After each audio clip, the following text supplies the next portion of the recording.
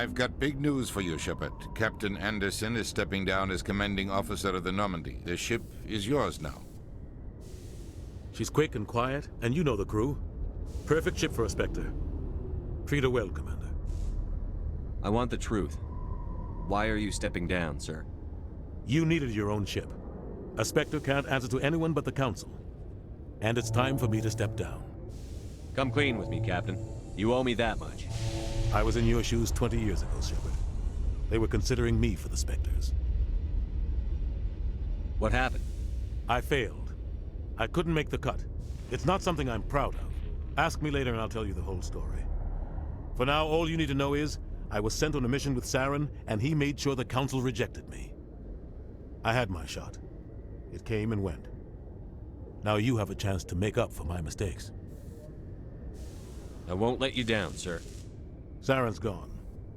Don't even try to find him. But we know what he's after. The Conduit. He's got us Geth scouring the Traverse looking for clues.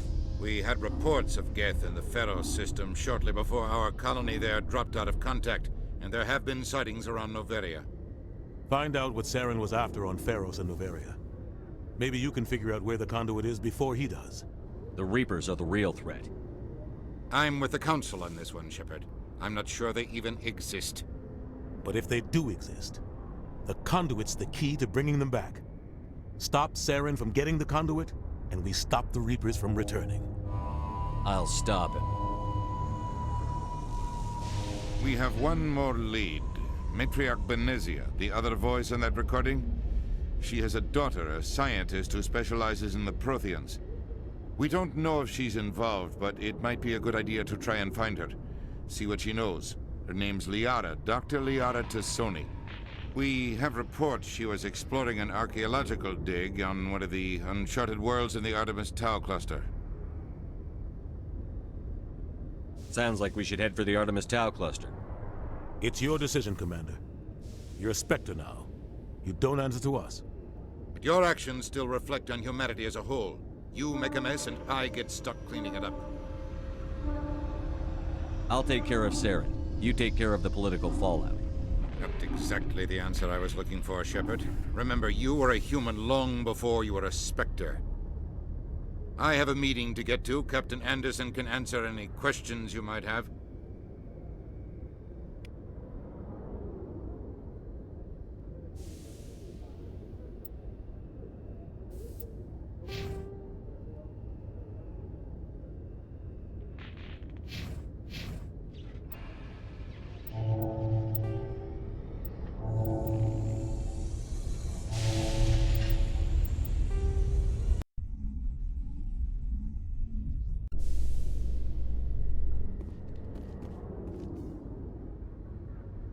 I've got big news for you, Shepard. Captain Anderson is stepping down as commanding officer of the Normandy. The ship is yours now. She's quick and quiet, and you know the crew. Perfect ship for a Spectre. Treat her well, Commander. I want the truth. Why are you stepping down, sir? You needed your own ship. A Spectre can't answer to anyone but the Council. And it's time for me to step down. Come clean with me, Captain. You owe me that much. I was in your shoes 20 years ago, Shepard. They were considering me for the Spectres. What happened? I failed. Ask me later. I had my shot. It came and went. I won't... Saren's We gone. had Find out reports. what Saren was after on Pharos and The Noveria. Reaper... But if they do exist, the Conduit's the key to bring... I'll stop him. We don't know. We have reports she was exploring an archaeological dig on one of the... Sounds like we should head... But your actions still reflect on humanity as a whole. You make a mess and I get stuck cleaning it up. I'll try not to make things any harder on you, Ambassador. Glad to hear it, Commander. Remember, you were a human long before you were a Spectre. I have a meeting to get to. Captain Anderson can answer any questions you might have.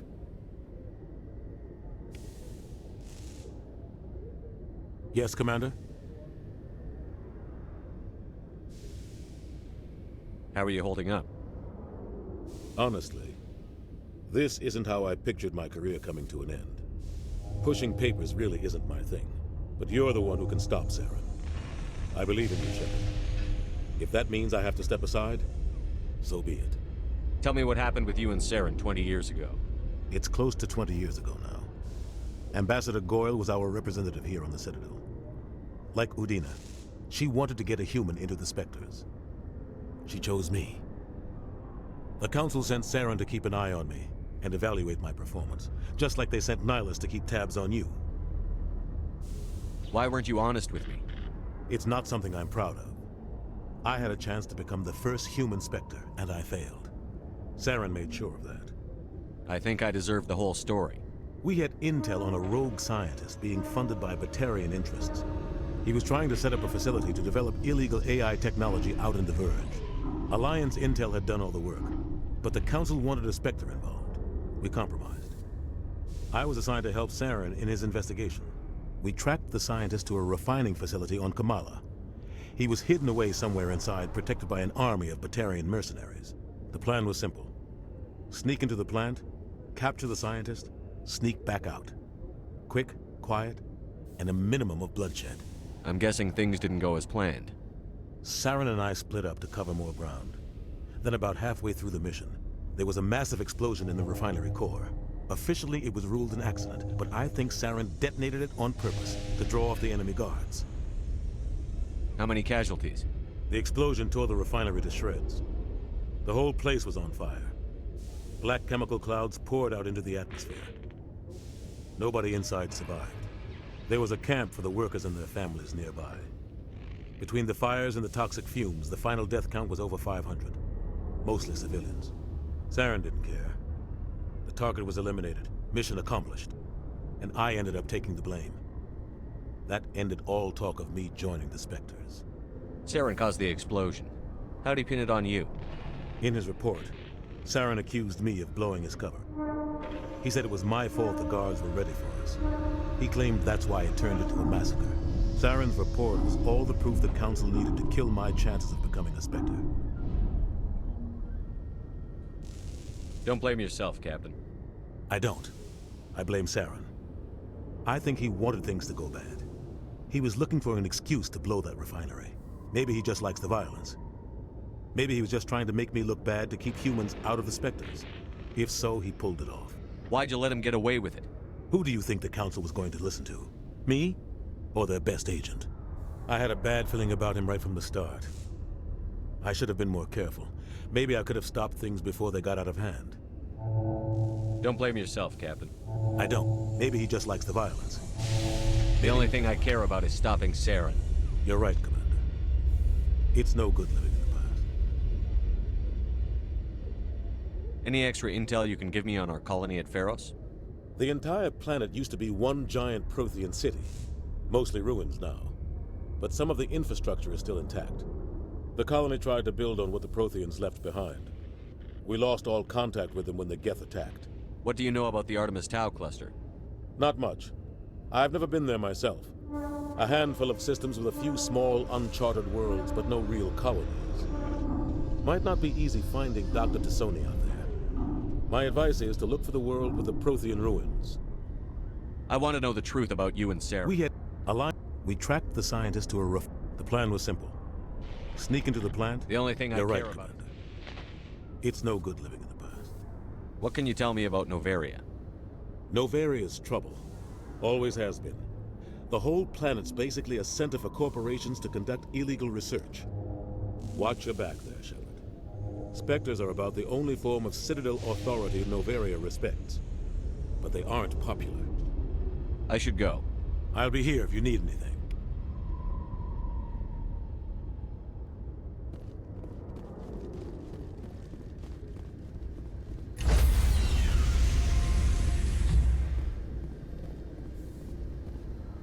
Stand by, shore party.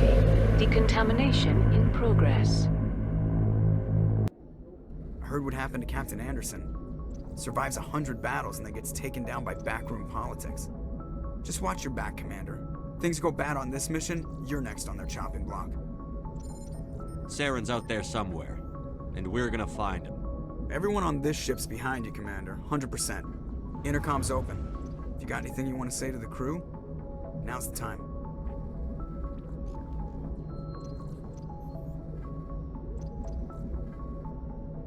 This is Commander Shepard speaking. We have our orders. Find Saren before he finds the conduit. I won't lie to you, crew. This mission isn't going to be easy.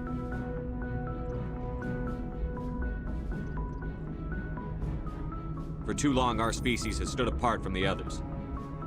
Now it's time for us to step up and do our part for the rest of the galaxy. Time to show them what humans are made of. Our enemy knows we're coming. When we go into the Traverse, Saren's followers will be waiting for us. But we'll be ready for them, too. Humanity needs to do this. Not just for our own sake, but for the sake of every other species in Citadel space. Saren must be stopped. And I promise you all, we will stop him. Well said, Commander. Captain will be proud. The captain gave up everything so I could have this chance. We can't fail. Yes, sir. Commander, something you need? How's the Normandy performing? Is she everything they said she'd be? She's the best ship in the fleet. If you've got a pilot who knows how to handle her. Balance isn't what you'd expect. Takes a while to get used to that oversized drive core we got stuffed in the back, and her power can sneak up on you if you're not careful. The Normandy's probably too much ship for your average Alliance pilot, Commander. Lucky for you, I'm anything but average. I like to know my crew. Mind if I ask you a few questions?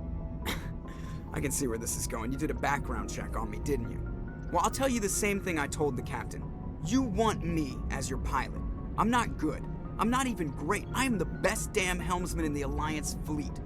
Top of my class in flight school, I earned that. All those commendations in my file, I earned every single one. Those weren't given to me as charity for my disease. I'm sorry, Joker. I didn't even know you were sick. You mean you didn't know? Oh, crap. Okay, I've got Vrolik syndrome, brittle bone disease. The bones in my legs never develop properly. They're basically hollow, too much force and they'll shatter. Even with crutches and my leg braces, it's hard to get around. One wrong step and crack! It's very dramatic, but I've learned to manage my condition, Commander. Put the Normandy in my hands and I'll make her dance for you. Just don't ask me to get up and dance unless, you like the sound of snapping shin bones. Why does everyone call you Joker? It's a lot shorter than saying Alliance Flight Lieutenant Jeff Moreau. Plus, I love to make little children laugh. I was just thinking how much you remind me of Santa Claus.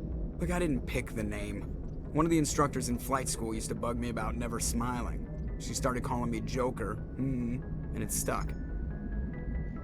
Why didn't you ever smile? Hey, I worked my ass off in flight school, Commander. The world's not gonna hand you anything if you go around grinning like an idiot. By the end of the year, I was the best pilot in the academy, even better than the instructors, and everybody knew it. They'd all got their asses kicked by the sickly kid with the creaky little legs. One guess who was smiling at graduation? I need to know more about this Vrolik syndrome if I'm putting my ship in your hands. Yeah, of course you do. It's an extremely rare condition. Nobody knows exactly what causes it. Genetic, maybe. It's treatable, but there's no cure. They classify my case as moderate to severe. I was born with over a dozen fractures, hip, thighs, ankles. My bones were already breaking in the womb. 100 years ago, I wouldn't have survived past my first year. Lucky for me, modern medical science has turned me into a productive member of society. You're not gonna break a bone trying to fly the ship, are you? I don't fly with my feet, Commander, so I'm fine as long as I'm in this chair. I gotta be real careful when I get up to take a piss, though. I can do my job as well as anyone on the ship. Better, actually. So don't worry about it. I'm not trying to make you uncomfortable. Let's talk about something else. Whatever you want, Commander. How'd you end up joining the Alliance? Look, if you're looking for an inspirational tale of the crippled kid overcoming impossible odds, you're gonna be disappointed. My mother was a civilian contractor working for the Alliance. I basically grew up on the Arcturus station back when they were building up the fleets. Spend all that time around Alliance ships, there's a good chance you'll end up going to the Academy. I have to go. All right, see ya.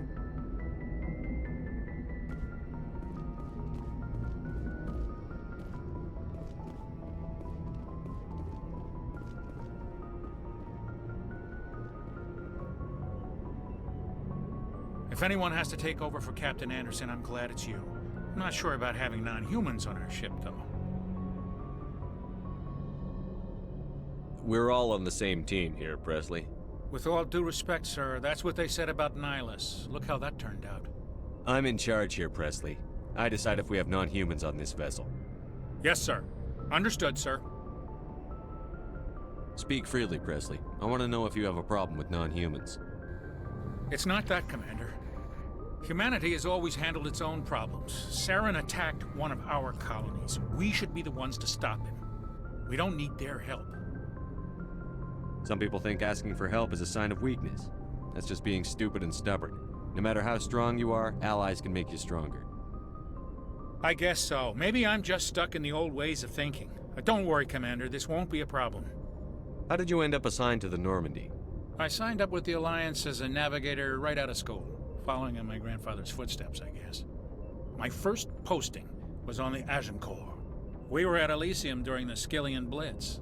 A massive fleet of alien raiders hit the colony, trying to wipe it out. They had the numbers, but their ships were no match for an Alliance frigate. It was a slaughter. We couldn't even keep track of how many ships they lost. How'd you end up on the Normandy? I got my officer's commission after Elysium. Must have made an impression on the right people. Captain asked for me when he was picking his crew. Carry on, Presley. Yes, sir.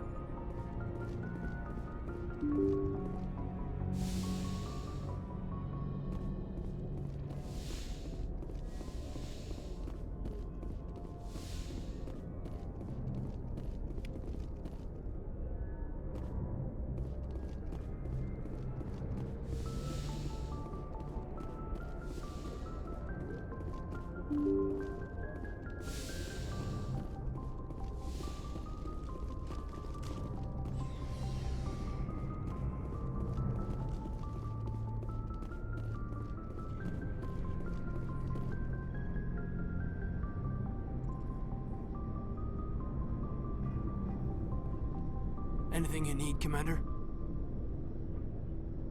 Just trying to get a sense of where the crew's at. Thoughts? I've wasted enough of your time for now, Commander. We'll have time for personal debriefings later. What's your opinion on the last mission? I don't see how we could have done things any better. At least not without getting to Eden Prime sooner.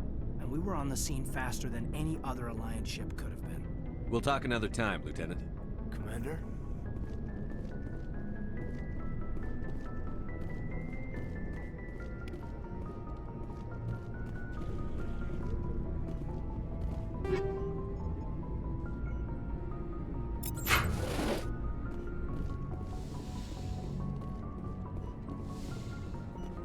Yes, Commander? Is there something you need? How did you end up serving on an Alliance ship? I enlisted right out of med school. Earth always seemed boring to me. Too safe, too secure. I figured the colonies were teeming with exotic adventure. I wanted to travel the stars, tending the wounds of tough soldiers with piercing eyes and sensitive souls. Turns out military life isn't quite as romantic as I'd imagined.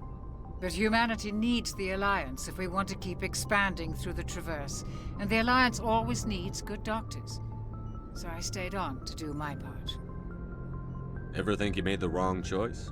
Sometimes I think about opening a private practice back on Earth, or maybe taking a position at one of the new med centers out in the colonies. But there's something special about working on soldiers. If I left the Alliance now, I'd feel like I was abandoning them.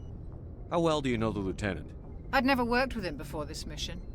But he has an impressive service record, over a dozen special commendations. Tends to keep to himself, though. Maybe because of the headaches. It's not easy being an L2. What does that have to do with it? Well, most biotics now use the L3 implants. Lieutenant Alenko was wired with the old L2 configuration. Sometimes there are complications. What kind of complications? Severe mental disabilities, insanity, crippling physical pain. There's a long list of horrific side effects. Caden's lucky. He just gets migraines. I should go. Goodbye, Commander.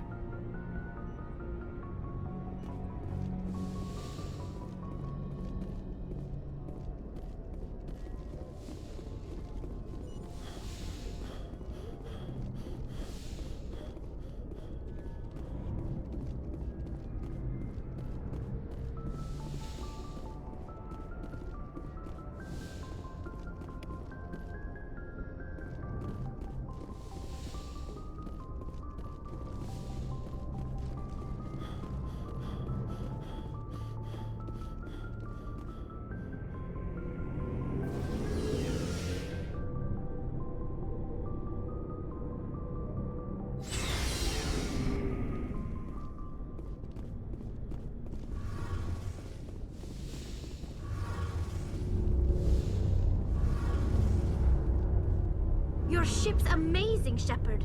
I've never seen a drive core like this before.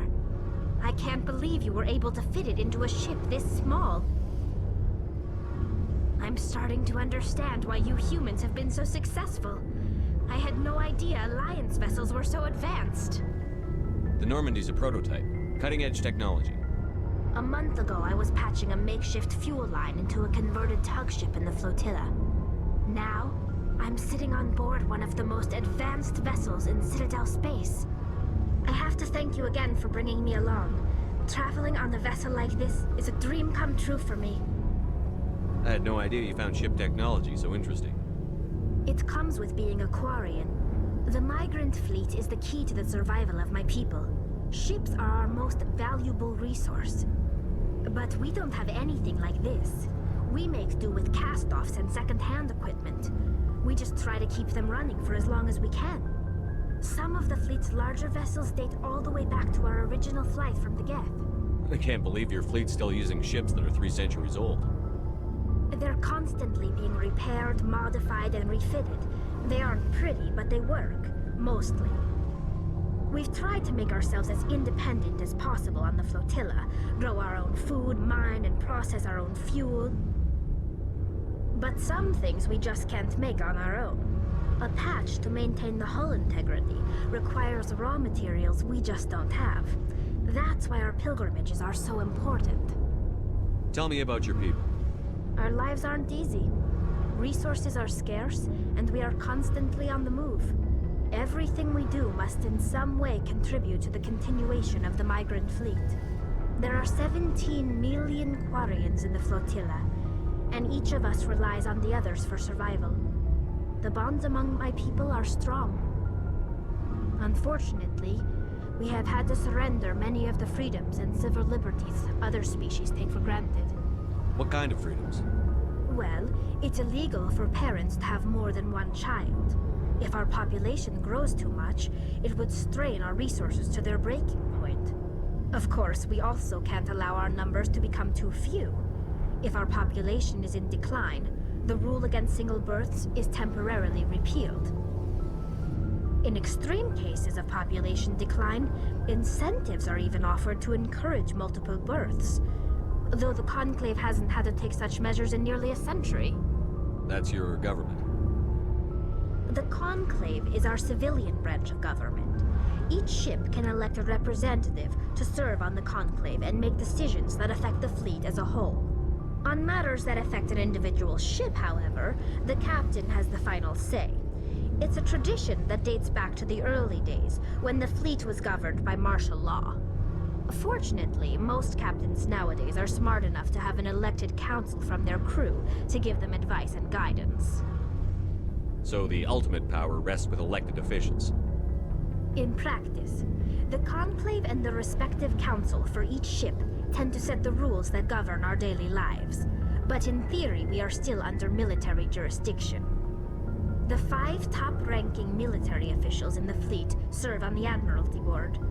These 5 have the power to overrule any decision by the Conclave in case of emergency. To do so requires unanimous agreement among the Admiralty, and they can only do this once. After that, the entire board must resign their posts. It's a safeguard that served us well. In nearly 3 centuries, the Admiralty Board has only overruled the Conclave 4 times. I want to know more about the Geth. I doubt I can tell you anything you don't already know. It's been almost 3 centuries since they drove my people into exile. All I know is the story of their origins. What they were when we created them, and how they turned on us. Interesting. The Geth were originally created to serve as an automated manual labor force. Initially, their intelligence was as limited as any VI. Over time, we made small modifications to their programming to allow them to perform more varied and complex tasks, bringing them closer and closer to true AI status. How come the Council didn't step in and stop you? This wasn't true AI research. We may have been skirting the bounds of the law, but we never did anything that was actually illegal. The changes were so insignificant, so gradual, that we were able to control them. Or so we thought. But one thing we underestimated was the power of the neural network. A million Geth thinking simultaneously created an inherently unstable matrix. So, the Geth share brain power? Many of the Geth's logic systems were designed to work in concert with other nearby Geth. Basically, the more of them you have in a group, the smarter they are. So there's some sort of group consciousness? No, nothing like that. They cannot share sensory data or information. Their programming cannot handle that much simultaneous input. Each Geth maintains an individual awareness and identity. The neural network only operates on a process-based level. It's basically the synthetic equivalent of a subconscious. But when they're in close proximity, they can coordinate low-level functional processes, freeing up more capacity for original or independent thought. That doesn't make any sense. I'm probably oversimplifying. The Geth are incredibly advanced and complex creations. All you need to know is that they get smarter when they gather in large numbers. As we built more and more Geth, their effective intelligence became more sophisticated, more abstract. One day, a Geth began to ask its Quarian overseer questions about the nature of its existence. Am I alive? Why am I here? What is my purpose? As you can imagine, this caused a near panic among my people. I don't see what's so bad about those questions. The Geth were created to engage in mundane, repetitive, or dangerous manual labor. That's fine for machines, but it won't satisfy a sentient being for long. The Geth were showing signs of rudimentary self-awareness and independent thought. If the Geth were intelligent, then we were essentially using them as slaves. It was inevitable the newly sentient Geth would rebel against their situation. We knew they would rise up against us, so we acted first. A general order went out across all Quarian-controlled systems to permanently deactivate all Geth. The Geth responded to this order violently. You can't blame them for fighting for their survival. We had no other choice. The Geth were already on the verge of revolution. By acting quickly, we had a chance to end the war before it began. The hope was that most of the Geth would still be little more than machines, incapable of organized resistance. But they had progressed much further than anyone anticipated. The war was long and bloody. Millions upon millions of Quarians died at their hands. In the end, we were forced to flee our own homeworld. We feared the Geth would pursue us, but they never came beyond the Veil. Now we drift through space, exiled, searching for a way to reclaim what was once ours. It's hard to feel sorry for you. Your ancestors tried to wipe out another species. We made a mistake when we created the Geth in the first place, but we did not make a mistake when we went to war against them. If we had not acted, they would have wiped us out. They're a synthetic life form. They have no use for organics. None. Why do you think they cut themselves off from the rest of the galaxy? Why do you think they've killed every organic being who's ever tried to contact them?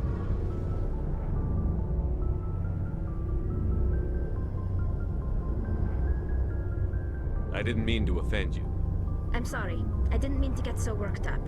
Most Quarians tend to have pretty strong opinions about the Geth. I want to know more about the pilgrimage. When my people reach maturity, we leave our birth ships and seek acceptance with a new crew. It's necessary to maintain genetic diversity among the fleet. But no ship wants to accept someone who will be a burden on them. So, to prove our worth, we embark on a pilgrimage. We set out alone, leaving the flotilla and our families behind us. We only return once we have found something of value we can bring back to the fleet. This is presented as a gift to the captain of the respective ship we wish to join. If the gift is accepted, we are welcomed into the crew. Can a captain choose to reject the gift? That doesn't happen often. Most captains are eager to increase the size of their crew. It increases their own standing in our society. Even when a gift is not particularly valuable, the captain usually accepts it out of a sense of tradition. However, there is a stigma to presenting a substandard gift. It's not the best way to make a good impression on a new community. Most pilgrims don't return until they find something worthwhile. I can't believe they just send you off alone. It's not like they just cast us out. Before we leave, we are given lessons in how to survive outside the flotilla, and given gifts to help us on our journey. We also receive implants to fight off sickness and disease. Generations of living in an isolated and highly controlled environment have left our immune systems weaker than most. By the time we leave the fleet, we are well equipped for the pilgrimage. This is a rite of passage for all Quarians. If it were dangerous, our numbers would suffer. Virtually every pilgrimage ends with a triumphant return and the ritual presentation of the gift to one of the fleet's captains. I want to talk about something else. Like what? I should go. See you later. Hey, Commander, you know that Quarian, Tali? She's been spending all her time down here asking me about our engines. I'll tell her to leave you alone. What? No, she's amazing. I wish my guys were half as smart as she is. Give her a month on board and she'll know more about our engines than I do. She's got a real knack for technology, that one. I can see why you wanted her to come along. I figured she'd be a real asset to the team. You got an eye for talent, Commander, but I'm guessing that's not why you came down here. Fill me in on the IES stealth systems. How does it work exactly? You can't hide a ship out in space. They emit too much heat and radiation, too easy for sensors to pick them up, unless you find a way to capture those emissions. So our stealth systems trap the energy we give off in storage sinks built into the ship itself. No emissions to give away our location. Eventually the sinks have to be vented. More than a few hours silent running and they overheat. Cook us inside our own hull. There's no way for anyone to detect us? A visual scan can still pick us up. Anyone looking out a window can see us plain as day. But you have to be pretty close to get an actual visual out in space. Most vessels rely on scanners. As long as the stealth systems are engaged, they can't see us. Not unless we accelerate to FTL speeds. Why doesn't it work with faster-than-light travel? Cranking up to FTL blue shifts our emissions, pushes them into frequencies too high to capture in the sinks. As soon as we make the jump, it's like setting off a flare. Sensors can pick up our location whenever we enter or exit FTL flight, but for short-range missions, our stealth systems are amazing, and we've got the only one. Where else have you served, Adams? If you name a class of Alliance ship, I've probably served on it. Everything from dreadnoughts and carriers right down to frigates like the Normandy. My last assignment was on the Tokyo, only a cruiser, but she was a good ship. Couldn't hold a candle to the Normandy, though. I want to know more about the Normandy. She's the best ship I've ever served on, probably the fastest vessel ever designed. She's the only one using the new Tantalus drive core. What's so special about the Tantalus drive core? Proportionally, it's about twice the size of any other vessel. Not only are we faster, we can run at FTL speeds longer before we have to discharge the core. Carry on, Adams. Aye, aye, Commander.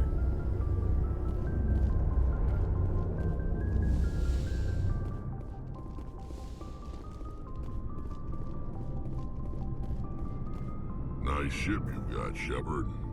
What can I do for you? What's your story, Rex? There's no story. Go ask the Quarian if you want stories. You Krogan lived for centuries. Don't tell me you haven't had a few interesting adventures. Well, there was this one time the Turians almost wiped out our entire race. That was fun. I heard about that. You know, they almost did the same to us. It's not the same. It seems pretty much the same to me. So your people were infected with a genetic mutation? An infection that makes only a few in 1,000 children survive birth? And I suppose it's destroying your entire species? I suppose it isn't all the same. I don't expect you to understand, but don't compare humanity's fate with the Krogan. Sorry, Rex. I wasn't trying to get you upset. Your ignorance doesn't upset me, Shepard. As for the Krogan, I gave up on them long ago. The genophage infected us, but it's not what's killing us. Are your people really dying? We're sure not getting any stronger. We're too spread out. None of us are interested in staying in our own system. Lots of species have left their homes and prospered. But they go to colonize new worlds. We're not settlers. We're warriors. We want to fight. So we leave. Hire ourselves out. And most of us never go back. What can you tell me about the Genophage? Ask the Solarians if you want details. They made it. All I know, it makes breeding nearly impossible. Thousands die in stillbirth, and most never get that far. Every Krogan is infected. Every one. And no one's rushing to find a cure. Why don't the Krogan try to find a cure? When was the last time you saw a Krogan scientist? Ask a Krogan. Would he rather find a cure for the Genophage or fight for credits? He'll choose fighting every time. It's just who we are, Shepard. I can't change that. Nobody can. So long, Rex.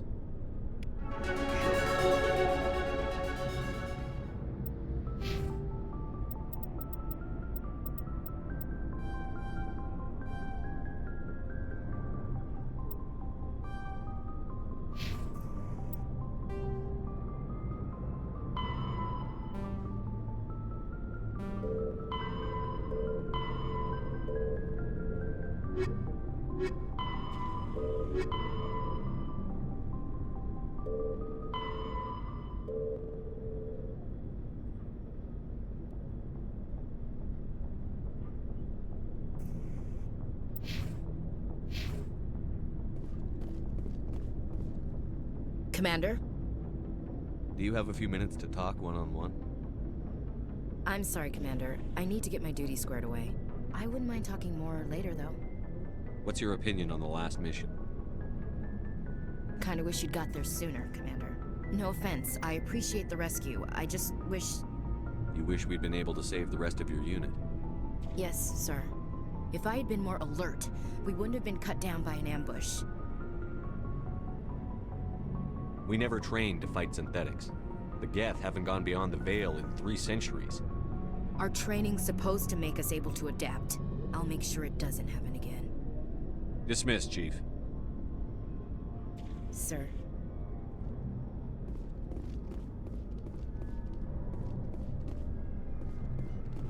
Thanks for bringing me on board, Commander. I knew working with the Spectre would be better than life at CSEC. Have you worked with a Spectre before? Well, no, but I know what they're like. Spectres make their own rules. You're free to handle things your way. At CSEC, you're buried by rules. The damn bureaucrats are always on your back. Being a Spectre does have its advantages. Exactly my point. If I'm trying to take down a suspect, it shouldn't matter how I do it, as long as I do it.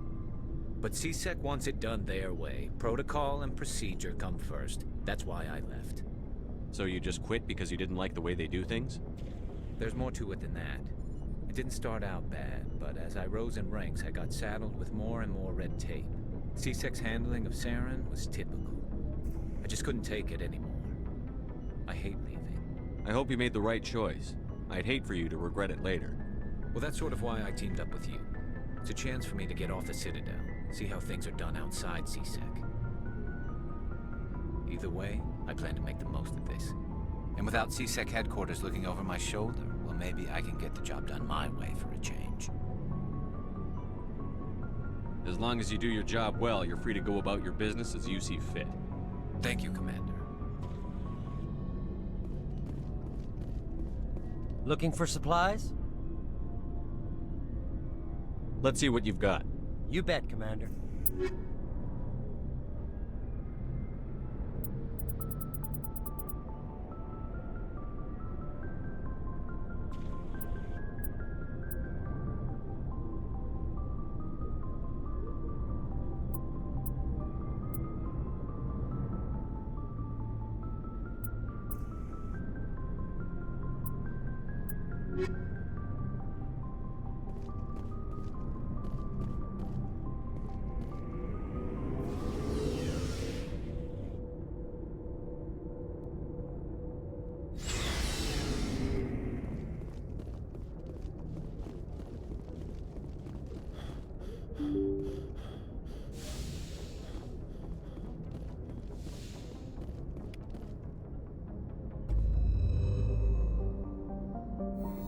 you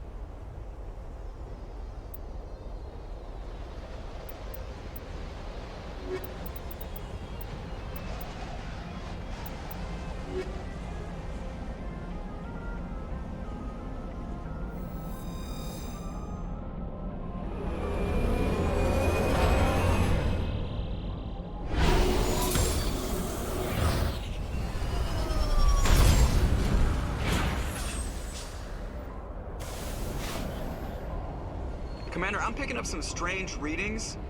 Really strange, like off the damn charts. It looks like it's coming from an underground complex a few clicks away from the drop zone.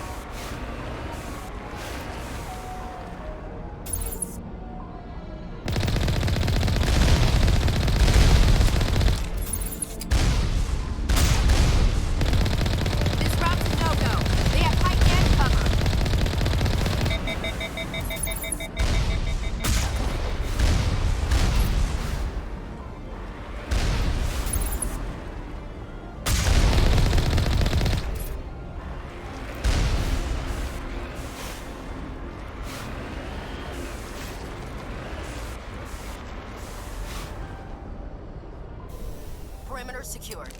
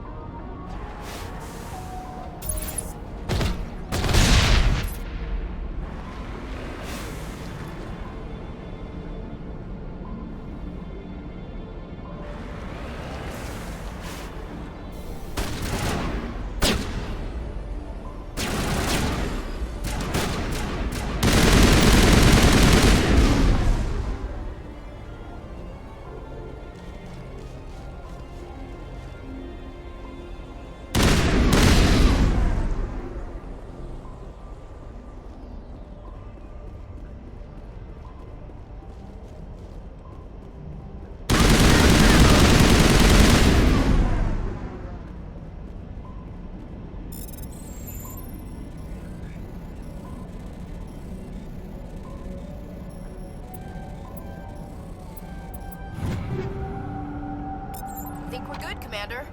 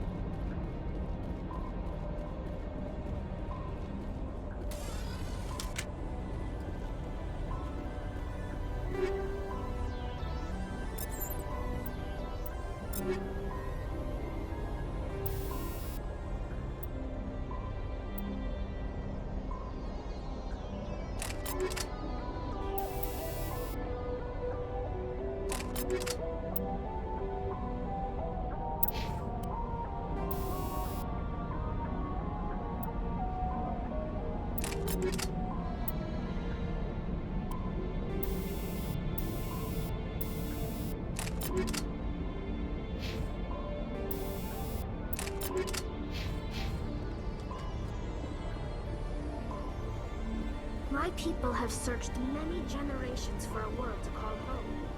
If we landed here, we'd just keep searching.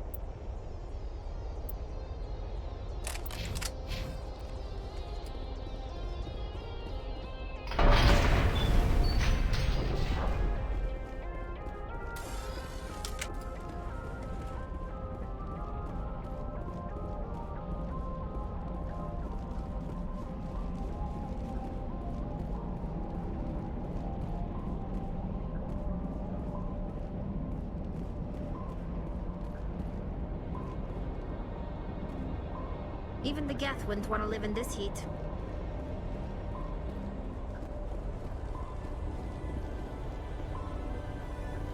Like an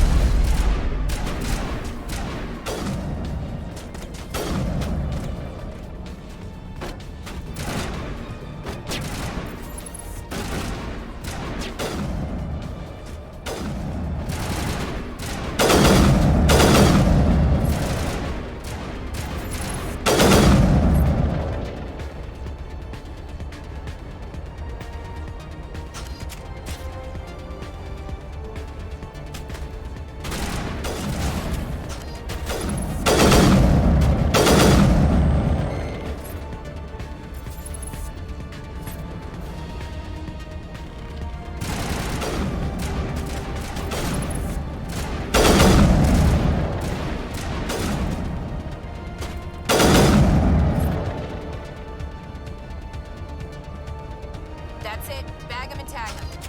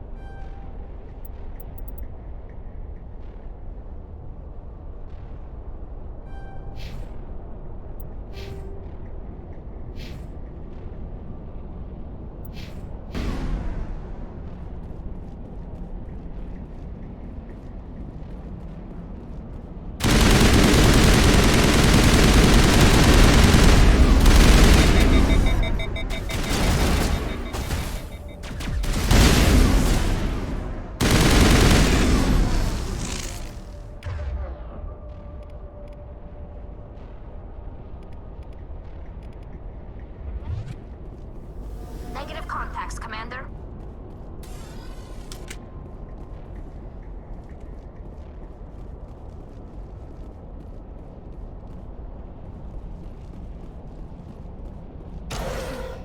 It looks like this cavern formed around the ruin, after it was built.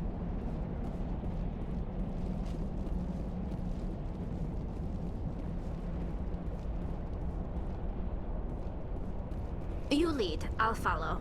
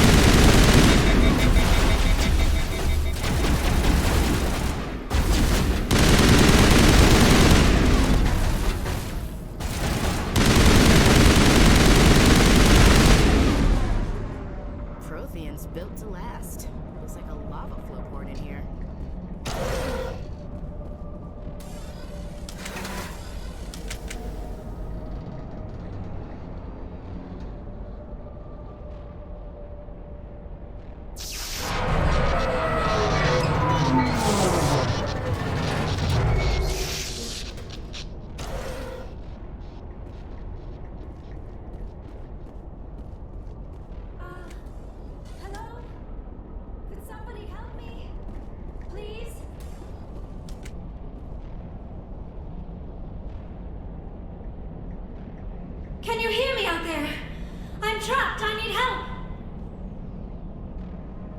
Liara Tassoni, I presume. Thank the goddess. I did not think anyone would come looking for me. Listen, this thing I'm in is a Prothean security device. I cannot move, so I need you to get me out of it, all right? There's some kind of propulsion field in the way. It's a Prothean barrier curtain. I knew it would keep me safe from the Geth. When I turned it on, I must have hit something I wasn't supposed to. I was trapped in here. You must get me out, please. Your mother is working with Saren. Whose side are you on? What? I am not on anybody's side. I may be Benezia's daughter, but I'm nothing like her. I have not spoken to her in years. Please, just get me out of here. Your mother is working with Saren. What? Whose side? I may be Benezia's daughter, but I'm nothing like her. How'd you end up in there? I was exploring the ruins when the Geth showed up, so I hid in here. Can you believe that? Geth beyond the veil! I activated the tower's defenses. I knew the barrier curtains would keep them out. When I turned it on, I must have hit something I wasn't supposed to. I was trapped in here. You must get me out, please! Any suggestions on how we can help? There is a control in here that should deactivate this thing. You'll have to find some way past the barrier curtain. That's the tricky part. The defenses cannot be shut off from the outside. I don't know how you'll get in here. Be careful. There is a Krogan with the Geth. They have been trying different ways to get past the barrier.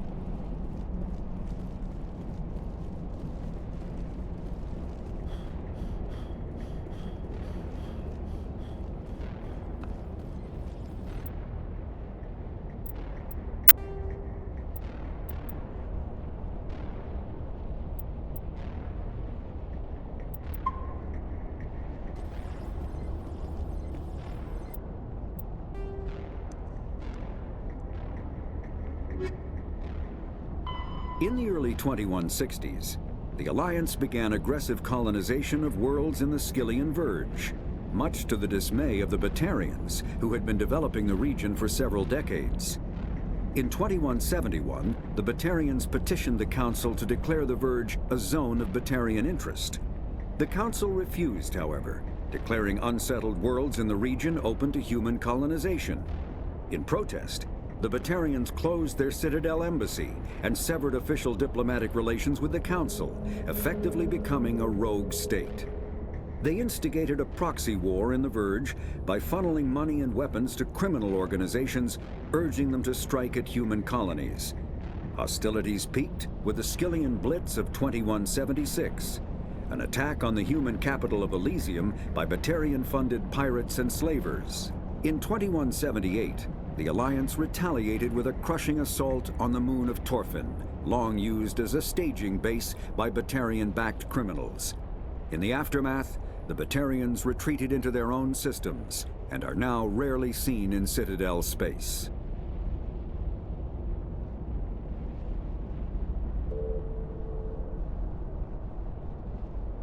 The Citadel space is an unofficial term referring to any region of space controlled by a species that acknowledges the authority of the Citadel Council. At first glance, it appears this territory encompasses most of the galaxy. In reality, however, less than 1% of the stars have been explored. Even Mass Effect FTL drive is slow relative to the volume of the galaxy. Empty space and systems without suitable drive discharge sites are barriers to exploration. Only the mass relays allow ships to jump hundreds of light years in an instant, the key to expanding across an otherwise impassable galaxy. Whenever a new relay is activated, the destination system is rapidly developed. From that hub, FTL drive is used to expand to nearby star clusters. The result is a number of densely developed clusters, thinly spread across the vast expanse of space, connected by the mass relay network. Pharos is a habitable world in the Attican Beta cluster. 2/3 of the habitable surface is covered with the ruins of a crumbling Prothean megatropolis. In the millennia since the Prothean extinction, the ruins have been repeatedly picked over by looters many times. Pharos was considered a poor prospect for colonization, as little open ground remains for agriculture. The only sizable freshwater sources are the poles, which are tapped by the decaying Prothean aqueduct systems.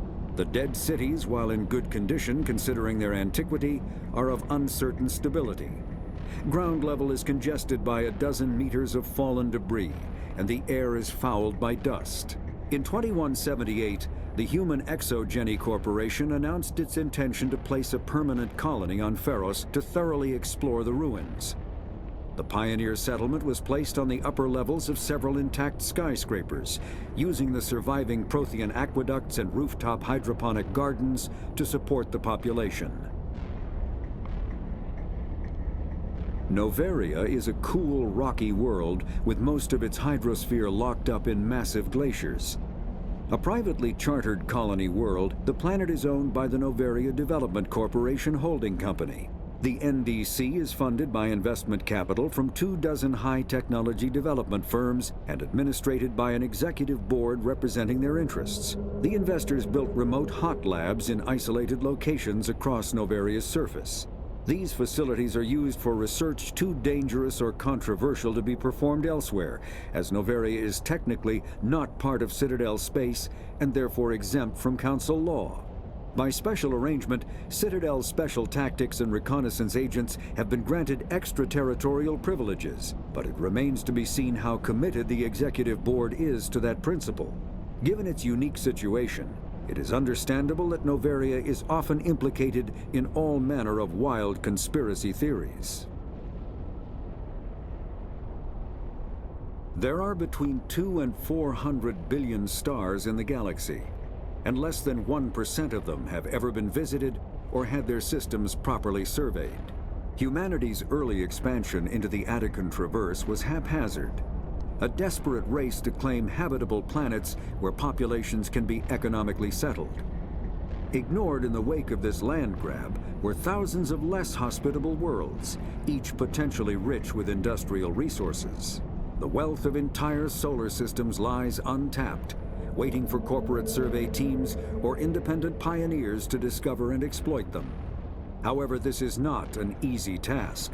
In addition to the environmental hazards, the fact that uncharted worlds are largely ignored makes them popular bases for criminals, revolutionaries, cults, and others who wish to remain unnoticed by galactic society.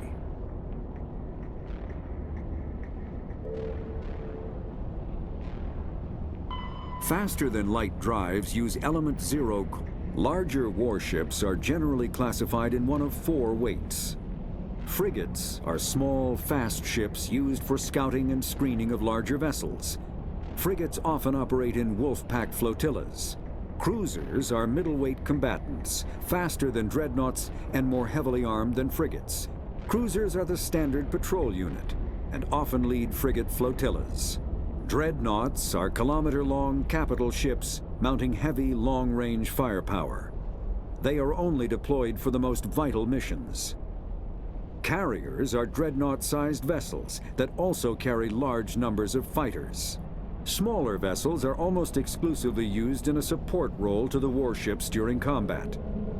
Fighters are one-man craft used to perform close-range attacks on enemy ships. Interceptors are one-man craft optimized for destroying opposing fighters. The Normandy is a prototype starship developed by the Human Systems Alliance with the assistance of the Citadel Council. It is optimized for scouting and reconnaissance missions in unstable regions using state-of-the-art stealth technology.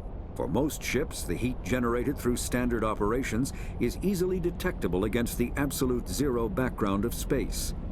The Normandy, however, is able to temporarily sink this heat within the hull. Combined with refrigeration of the exterior hull, the ship can travel undetected for hours or drift passively for days of covert observation. This is not without risk. The stored heat must eventually be radiated, or it will build to levels capable of cooking the crew alive.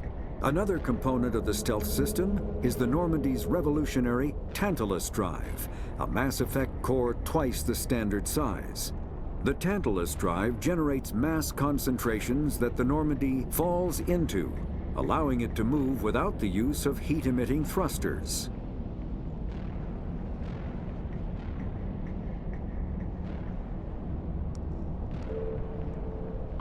Biotics is the ability of rare individuals to manipulate dark energy and create Mass Effect fields through the use of electrical impulses from the brain. Intense training and surgically implanted amplifiers are necessary for a biotic to produce Mass Effect fields powerful enough for practical use. The relative strength of biotic abilities varies greatly among species and with each individual. There are 3 branches of biotics. Telekinesis uses mass-lowering fields to levitate or impel objects. Mass-raising kinetic fields are used to block or pin objects. Spatial distortion uses rapidly shifting mass fields to shred objects. Most organic species are capable of developing biotic abilities, though there are risks involved. Biotics are the result of an in utero exposure to Element Zero. This usually causes fatal cancers in the victim, but in rare cases, it coalesces into nodules within the fetus's developing nervous system. An artificial intelligence is a self-aware computing system capable of learning and independent decision-making. Creation of a conscious AI requires adaptive code, a slow, expensive education, and a specialized quantum computer called a blue box. An AI cannot be transmitted across a communication channel or computer network. Without its blue box, an AI is no more than data files. Loading these files into a new blue box will create a new personality, as variations in the quantum hardware and runtime results create unpredictable variations. The Geth serve as a cautionary tale against the dangers of rogue AI, and in Citadel space, they are technically illegal. Advocacy groups argue, however, that an AI is a living, conscious entity, deserving the same rights as organics. They argue that continued use of the term artificial is institutionalized racism on the part of organic life. The term synthetic is considered the politically correct alternative.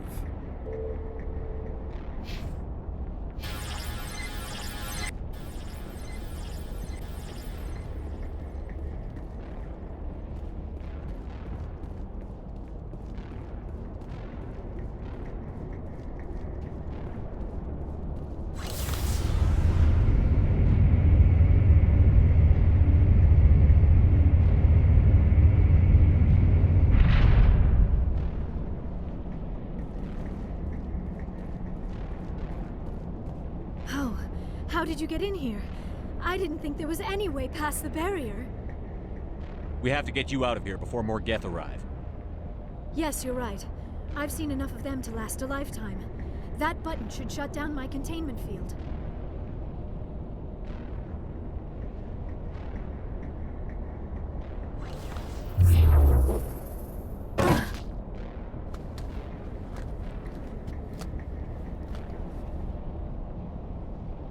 Any idea how we get out of this place? There is an elevator back in the center of the tower. At least I think it's an elevator. It should take us out of here. Come on! I still cannot believe all this. Why would the Geth come after me? Do you think Benezia's involved? Saren's looking for the conduit. Think fast, Miss Prothean expert. The conduit? But I don't know... What the hell was that? These ruins are not stable. That mining laser must have triggered a seismic event. We have to hurry. The whole place is caving in. Joker, get the Normandy airborne and lock in on my signal. On the double, mister. Aye, aye, Commander. Secure and away. ETA 8 minutes. He needs to move faster.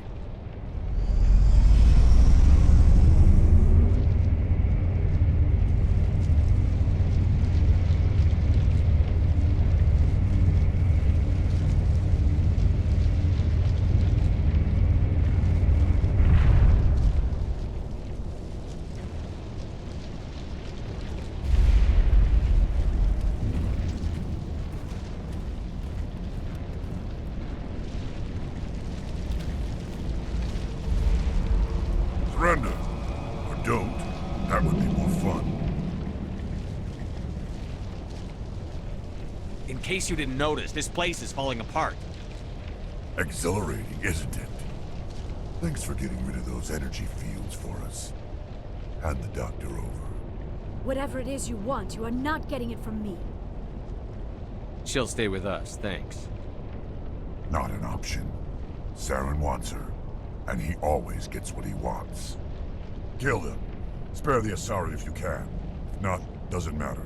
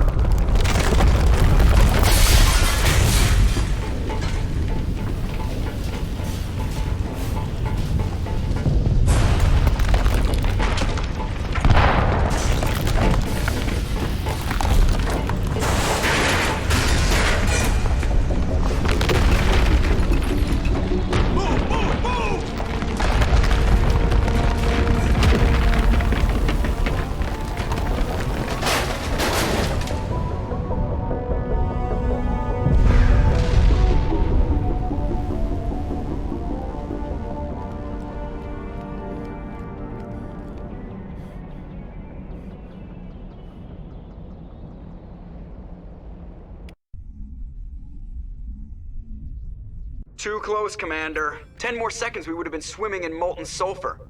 The Normandy isn't equipped to land in exploding volcanoes. They tend to fry our sensors and melt our hull. Just for future reference. We almost died out there, and your pilot is making jokes? It's a coping mechanism. You'll get used to it. I see. It must be a human thing. I don't have a lot of experience dealing with your species, Commander. But I am grateful to you.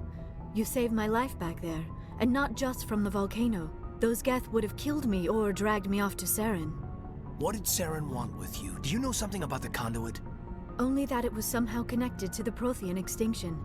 That is my real area of expertise. I have spent the past 50 years trying to figure out what happened to them. How old are you exactly?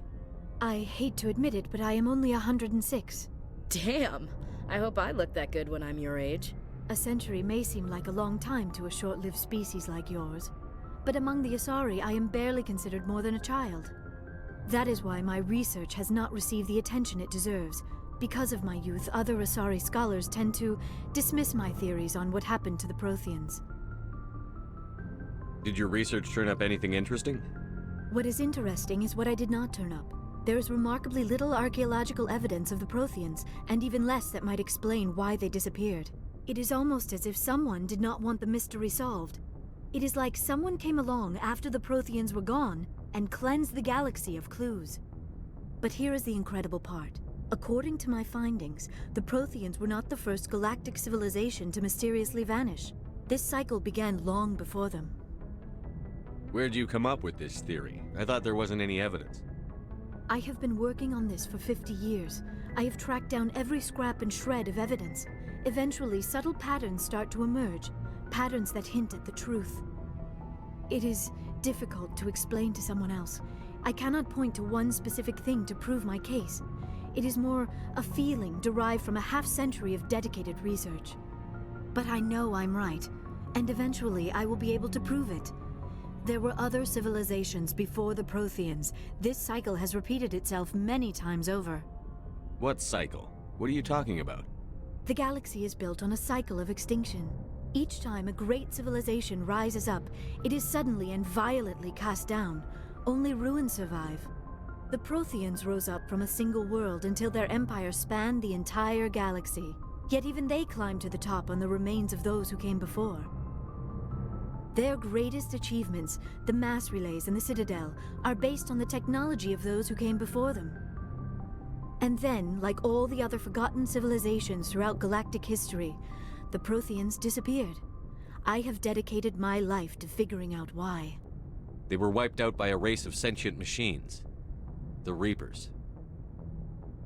The Reapers? But I have never heard of... How do you know this? What evidence do you have? There was a damaged Prothean beacon on Eden Prime. It burned a vision into my brain. I'm still trying to sort out what it all means. Visions. Yes, that makes sense. The beacons were designed to transmit information directly into the mind of the user. Finding one that still works is extremely rare. No wonder the Geth attacked Eden Prime.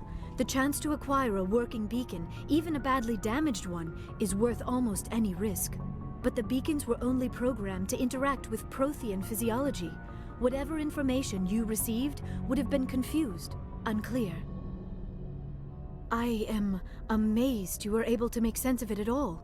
A lesser mind would have been utterly destroyed by the process. You must be remarkably strong-willed, Commander. Okay, this isn't helping us find Saren or the conduit. Of course, you're right. I am sorry, my scientific curiosity got the better of me. Unfortunately, I do not have any information that could help you find the conduit, or Saren. I don't know why Saren wanted you out of the picture, but I think we'll be a lot better off if we bring you along. Thank you, Commander. Saren might come after me again. I cannot think of anywhere safer than here on your ship. And my knowledge of the Protheans might be useful later on. And her biotics will come in handy when the fighting starts. Good to have you on the team, Liara. Thank you, Commander. I am very grateful. Oh, I am afraid I am feeling a bit lightheaded.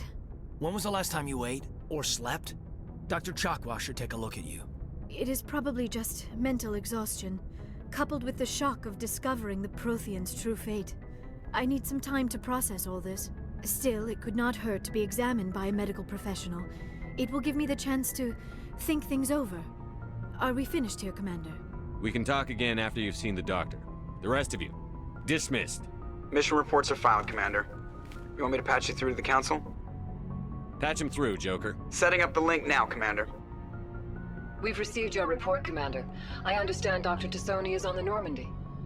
I assume you're taking the necessary security precautions. Liara's on our side. The Geth were trying to kill her. Benezia would never allow Saren to kill her daughter. Maybe she doesn't know. Or maybe we don't know her. We never expected she could become a traitor. At least the mission was a success. Apart from the utter destruction of a major Prothean ruin. Was that really necessary, Shepard? The Geth were crawling all over those ruins. We were lucky to make it out alive. Of course, Commander. The mission must always take priority. Good luck, Commander. Remember, we are all counting on you.